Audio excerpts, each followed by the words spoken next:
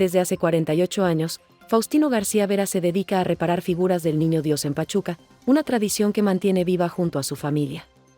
Su taller temporal opera en el atrio de la Iglesia La Asunción desde el 16 de enero y hasta el 2 de febrero, previo al Día de la Candelaria.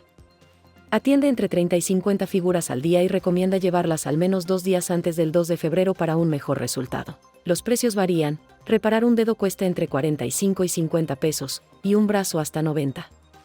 Faustino también trabaja todo el año desde su taller en la colonia Juan C. Doria.